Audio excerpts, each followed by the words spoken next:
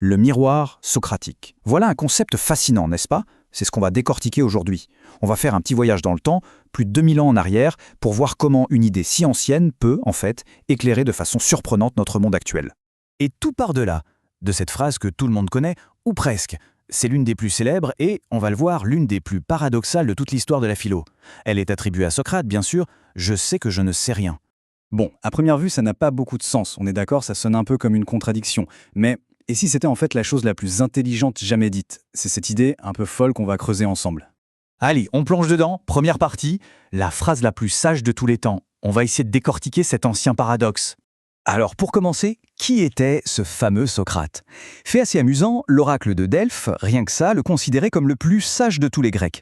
Et pourtant, que faisait-il de ses journées? Eh bien, il passait son temps à prouver que les soi-disant experts ne savaient pas vraiment de quoi il parlait. C'est quand même une sacrée ironie, non? Du coup, la question se pose, comment est-ce que l'homme le plus sage pouvait affirmer ne rien savoir? C'est là qu'on touche au cœur du secret socratique. Sa sagesse, en réalité, ce n'était pas de l'ignorance, non, c'était quelque chose de bien plus profond, une forme de conscience de cette ignorance. Et cette conscience, elle a un nom bien précis, c'est l'humilité intellectuelle.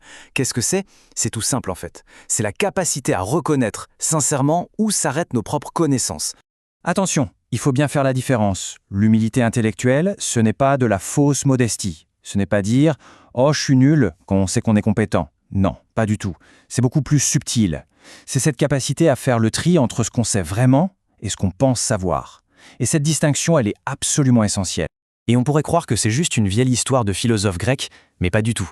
Cette idée est incroyablement moderne. Ce qui nous amène à notre prochaine section, l'angle mort de notre cerveau.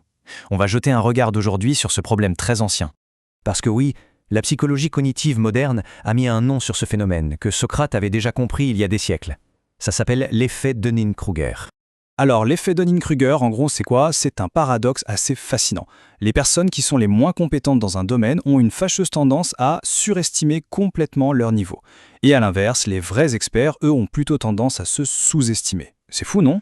Pour le dire encore plus crûment, l'incompétent ne se rend même pas compte de son incompétence. C'est ça, le piège. Un biais cognitif vraiment, vraiment puissant.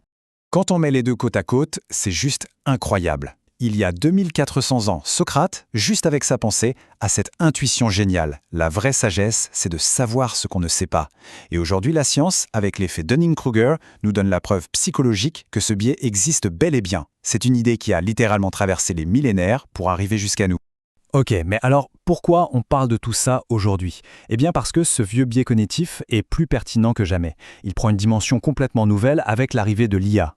C'est ça le grand paradoxe de notre époque. On a plus d'informations que jamais, mais peut-être de moins en moins de certitudes.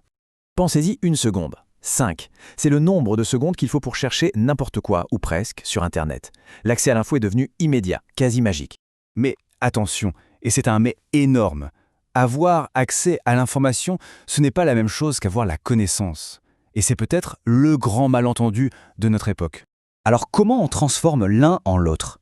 C'est un vrai processus. D'abord, on a l'information brute qui vient d'une source. Ensuite, il faut lui ajouter du temps, de la réflexion, il faut la mâcher, la digérer. Puis, étape cruciale, on la confronte à la réalité, à l'expérience. Et c'est seulement au bout de ce chemin qu'on peut parler de véritable connaissance. Le problème, c'est qu'aujourd'hui, on a tendance à sauter toutes ces étapes. Et l'IA, dans tout ça, eh bien, elle vient mettre son grain de sel, et pas qu'un peu. Elle perturbe complètement ce processus en nous donnant l'illusion qu'on peut avoir la connaissance instantanément. Elle ne fait qu'amplifier ce paradoxe. On se retrouve donc face à un vrai dilemme. D'un côté, on a la réponse de l'IA, rapide, facile, mais souvent superficielle. C'est une sorte de certitude qu'on emprunte qui n'est pas vraiment à nous.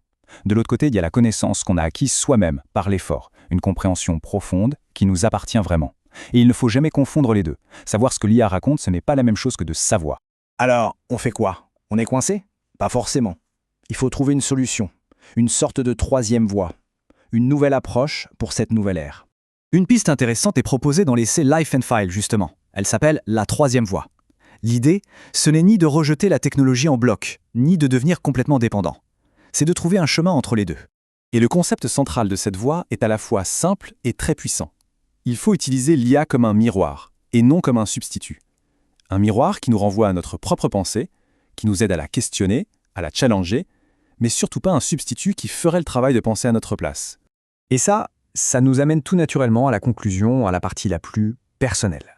C'est le moment de poser une question à ce fameux miroir, de tourner l'enquête non plus vers l'extérieur, mais vers l'intérieur. Là voilà la question finale, celle qui compte vraiment.